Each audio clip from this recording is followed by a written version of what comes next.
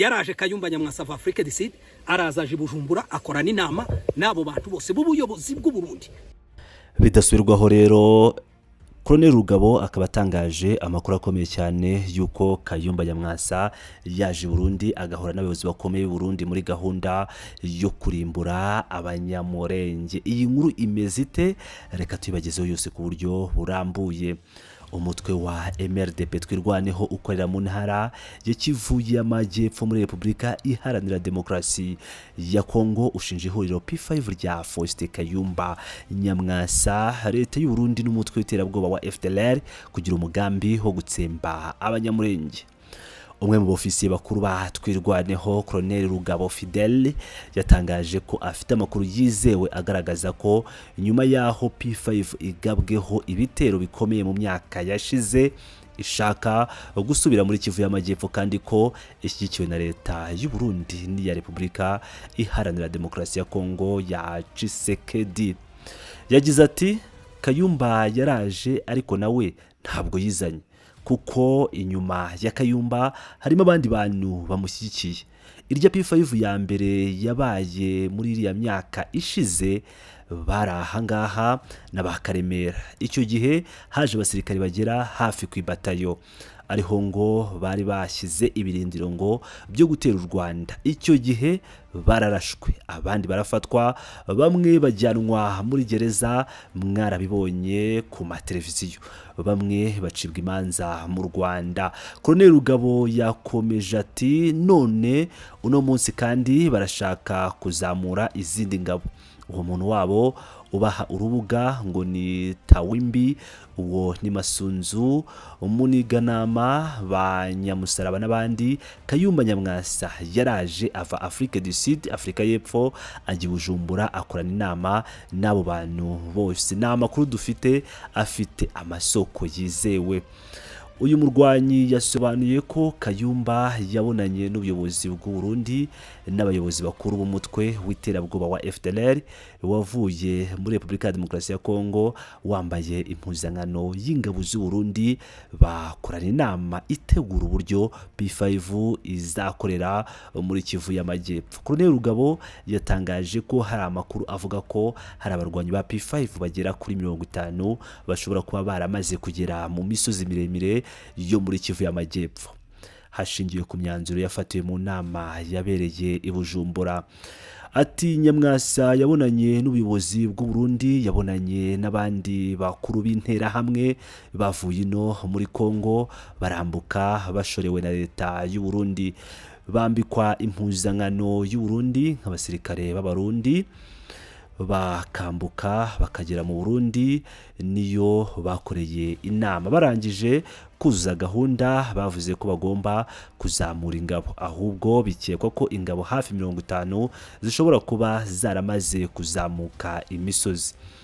Colonel Rugabo yemeza ko Kayumba we atigeze ajya muri Kivu y'Amajyepfo, ahubwo ko yafashe indege imujyana i Kinshasa kuganira n'abayobozi ba Repubulika Iharanira Demokarasi ya Kongo. Nyuma y'ibiganiro asubira muri Afrika y'Epfo.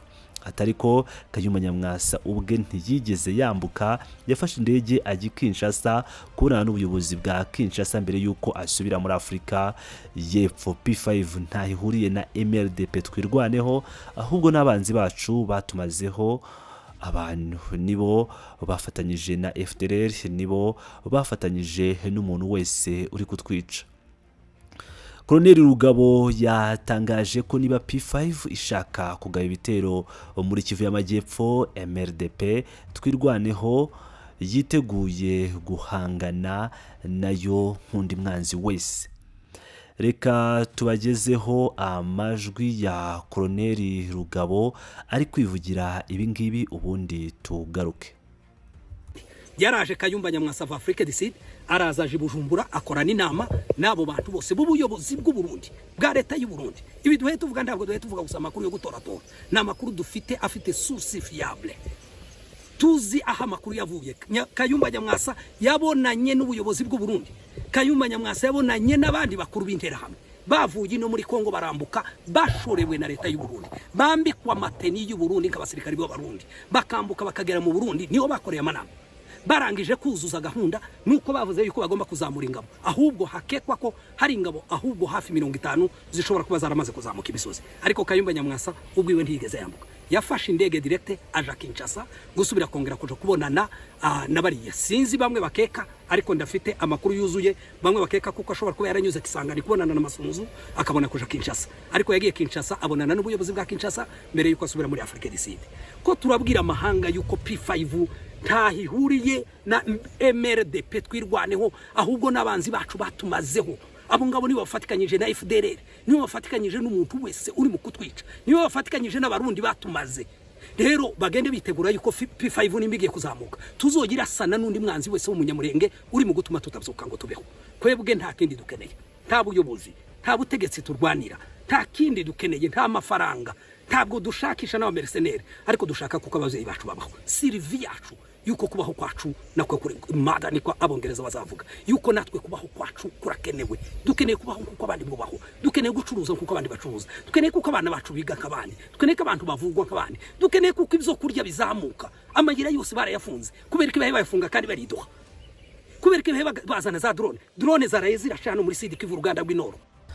Ati dukeneye kubaho nk'abandi bantu. Ngira ngo rero murabyumvira neza, n'ibintu bibabaje kandi biteye agahinda. Aya makuru arahita twerekeza n'ubundi aho muri Sud Kivu muri Mikenke, aho ingabo z'Uburundi zahaye twirwaneho nyirantarengwa yo kuba yamaze kuva mu Mikenke. Amakuru aturuka mu ntara ya Kivu y'Amajyepfo aravuga ko ingabo z'u Burundi zamaze guha umutwe witwaje intwaro wa twirwaneho igihe kitarenze amasaha 28 ngo be bamaze kuva mu gace ka Mikenke ko muri commune Minembwe.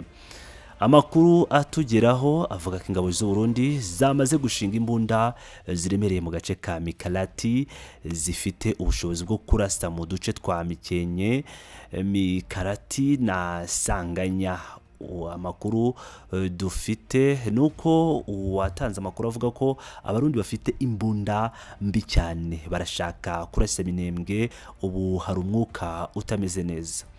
Usibye nyirantarengwa y'ingabo z'u Burundi, amakuru kandi avuga ko Colonel André Ekembe uyobora ingabo za Repubulika ya Demokarasi ya Kongo mu bice bya Minembwe nawe yamaze kugera ahitwa mu Gipupu, aha twirwaneho nyirantarengwa y'iminsi 3 yo kuba yavuye mu Mikenke, bitaba ibyo akayirukana mu Minembwe akoresheje imbaraga z'imbunda. Umuryango Mahoro Peace Association kuri ubu uvuga ko kuva kuwa gatandatu tariki ya 18 kwakira ingabo z'u Burundi zigose abaturage bo mu Minembwe, ibyo wagaragaje nk'indi ntambwe nshya mu kongera ubushyamirane buteguye neza bushobora no kuvamo genocide. Uyu muryango uvuga ko nk'abasivili b'abanyamurenge bageragezaga kuva Iminembwe bajya Indondo batangiriwe n'ingabo z'u Burundi FDNB hamwe n'inyeshyamba za Wazalendo